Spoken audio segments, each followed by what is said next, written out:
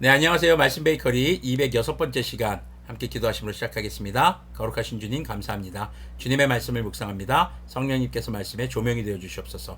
우리 주 예수님의 이름으로 기도합니다. 아멘. 네, 오늘 말씀은 출애굽기 26장 15절에서 37절까지의 말씀입니다. 성막을 세울 널판지는 아카시아 나무로 만들어라. 각 널판지는 길이를 10자, 너비를 1자 반으로 하고 널판지마다 거기에 촉꽂이 2개를 만들어서 서로 잇대어 세워라. 너는 성막의 모든 널판지를 이와 같이 만들어라. 성막의 남쪽 벽면에 세울 널판지는 20개를 만들어라. 그 20개나 되는 널판지 밑에 받칠 밑받침은 은으로 40개를 만들어라. 널판지마다 그 밑에 촉꽂이를 꽂을 밑받침을 2개씩 만들어라. 그리고 그 반대쪽인 성막의 북쪽 벽면에 세울 널판지는 20개를 만들어라. 밑받침 40개를 은으로 만들되 널판지마다 그 밑에 받칠 밑받침을 2개씩 만들어라. 성막 뒤쪽인 서쪽 벽면에 세울 널판지는 6개를 만들어라. 성막 뒤쪽에 두 모퉁이에 세울 널판지는 2개를 만들어라. 두 모퉁이에 세울 이 널판지들은 밑에서부터 꼭대기까지 겹으로 세워서 완전히 한 고리로 연결하여라. 그 두 모퉁이를 다 이와 같이 하여라. 그러면 그것은 8개의 널판지의 널판지마다 그 밑에 은받침이 2개씩이니 은받침은 모두 16개가 될 것이다. 아카시아 나무로 가로다지를 만들어라. 성막 한쪽 옆 벽에 널판지에 5개, 성막의 다른 한쪽 옆 벽에 널판지에 5개, 서쪽에 해당하는 성막 뒷벽에 널판지에 5개를 만들어라. 널판지들의 가운데에 끼울 중간 가로다지는 이쪽 끝에서 저쪽 끝까지 이어지게 하여야 한다. 널판지에는 금을 입히고 가로다지를 꿰 고리를 금으로 만들어라. 또 가로다지에도 금을 입혀라. 성막은 내가 이 산에서 너에게 보여준 규격대로 세워라. 자, 성막 제작에 있어서 가장 주된 목재, 나무로 된 재료는 바로 조각목입니다. 조각목은 개혁개정 그리고 표준세 번역에서는 아카시아 나무로 번역을 하고 있습니다. 자, 내구성도 좋고 가볍지만요, 불에 약한 단점이 있습니다. 그런데 오늘 말씀을 보면은 바로 이 모든 조각목에 다 금, 놋을 입힙니다. 지금 다른 기구들을 만들 때도 그래요. 자, 그리고 이 조각목이 놋이나 금과 같은 금속을 입힐 경우에는요, 아주 높은 고열에도 타거나 녹지 않는 그런 특징을 보여줍니다.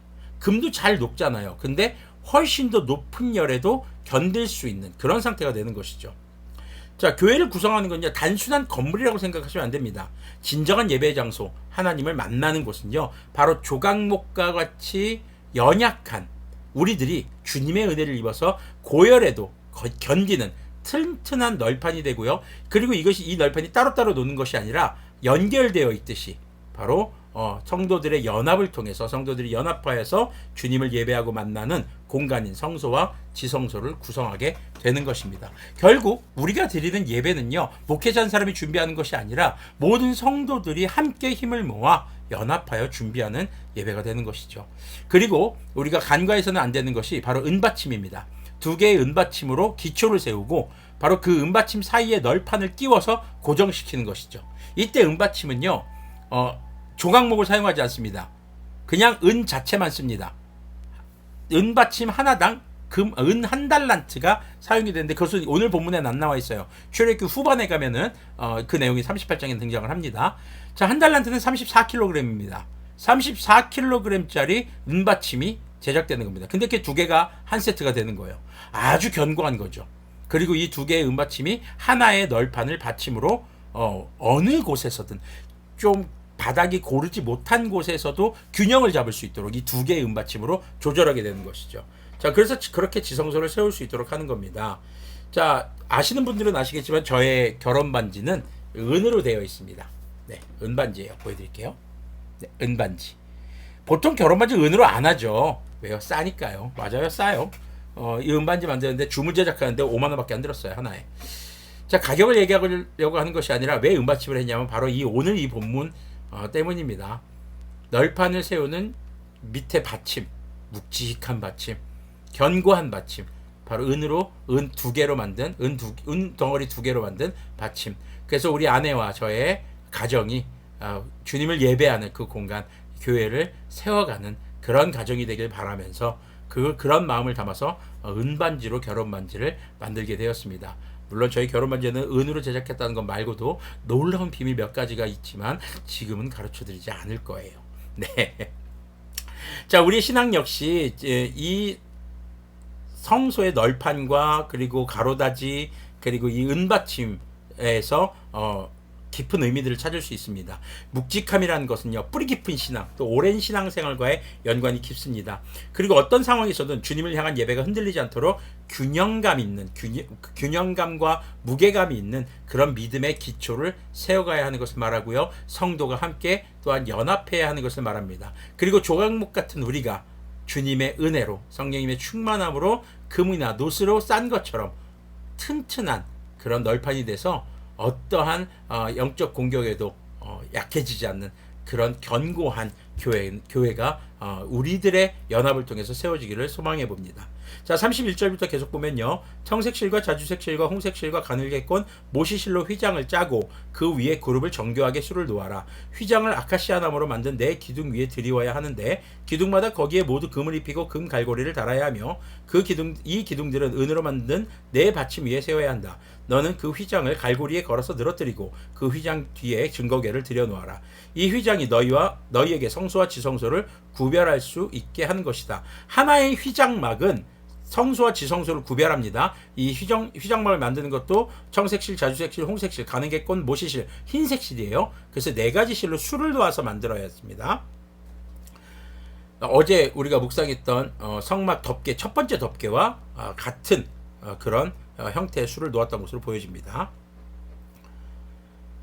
자, 지성소에 있는 증거궤는 속죄판으로 덮어라. 휘장 앞으로는 북쪽에 상을 차려놓고 그 상의 맞은쪽인 성막의 남쪽에는 등잔대를 놓아라. 청색실과 자주색실과 홍색실과 가느게꼰 모시실로 수를 놓아 장막 어기를 가리는 막을 짜라. 아카시아 나무 기둥 5을 만들어서 거기에 금을 입히고 금 갈고리를 만들어 붙여서 이 막을 치는데 쓰도록 하여라. 그리고 밑받침 5은 노쇠를 부어 만들어라. 자, 2개의 휘장막, 하나는 성소와 지성소를 구분하고 하나는 성소의 입구를 막고 출입구의 역할을 하는 그런 기능을 했습니다. 자, 출입이 성소나 지성소는 제사장 그리고 지성소는 대제사장만이 출입할 수 있도록 허용되어 있었습니다. 그러니까 그곳을 거룩하게 구분짓는 장치였던 것이죠. 그런데 이것을 무슨 신분을 나누기 위한 것은 아니었습니다. 신분의 직분이죠. 직분에 따른 역할을 분별하도록 하는 장치였고, 또 하나는 죄가 있는 상태로 주님을 만나게 되면 생명을 유지하지 못하는 인간들을 위한 하나님의 배려이기도 했습니다. 그런데 이 휘장막이요, 예수님께서 십자가에 못 박혀 돌아가실 때 위에서부터 아래로 쫙 찢어져요. 보통 밑에서 위로 찢겠죠. 근데 하나님께서 위에서 하늘로부터 찢어진 것을 얘기합니다. 자, 그것이 이 성소와 지성소의 경계가 허물어졌다기보다는 그것을 출입할 수 있는 자격이 모든 그리스도인들에게 생겼다고 봐야 합니다. 바로 뭘까요? 죄 사함의 길이 열렸다는 것이죠. 자, 우리는 이에 언제든 주님을 만나고 주님의 말씀을 볼 수 있는 은혜를 받았습니다. 그런데 그게 은혜인 줄 모르는 경우가 너무 많아요. 우리가 예배를 드릴 때 정말 그것이 큰 은혜인 것을 느끼면서 하는지, 아유 그래 은혜라 보다, 에휴 그렇다 치자, 이러고 있는지 우리가 좀 돌아봐야 할 것입니다. 자, 우리는요, 이 출애굽기의 성막의 설계 그리고 출애굽기에서 완성이 되는 이 모습을 통해서 오늘날 그리스도인들의 예배가 얼마나 큰 주님의 은혜로 비롯되었는지를 묵상해 보아야 할 것입니다. 자, 속담 중에 돼지목에 진주목걸이라는 속담이 있죠. 그 가치를 모르는 자가 그것을 가지고 있는 경우를 말합니다. 정말 가치 있는 건데 그것을 가진 자가 그 가치를 모른다면 속이 답답하죠. 네, 주님을 만나는 예배의 가치를 모른 채 그렇게 예배에 형식적인 참여만 하는 그런 돼지들이 되지 않기를 기도합니다. 함께 기도하겠습니다. 거룩하신 주님 감사합니다. 주님의 생명과 피로 아버지 우리에게 길이 열린 이 예배를 우리가 기억하게 하여 주시옵소서. 그냥 예배는 목회자 혹은 몇몇 사람들에서 세워지는 것이 아니라 모든 성도들이 함께 연합하여 주님을 만나는 예배를 준비해가는 것임을 기억하게 하여 주시고, 우리 바다의 등대가 있다 교회 성도님들과 그리고 이 말씀 베이커를 참여하시는 모든 하나님의 자녀들에게 강복하셔서 그 예배의 가치를 깨닫고 그리고 우리에게 주신 그 예배의 자리를 정말 소중하게 여기며 준비하는 그런 예배자들이 되도록 긍휼을 베풀어 주시옵소서. 우리 주 예수님의 이름으로 기도합니다. 아멘.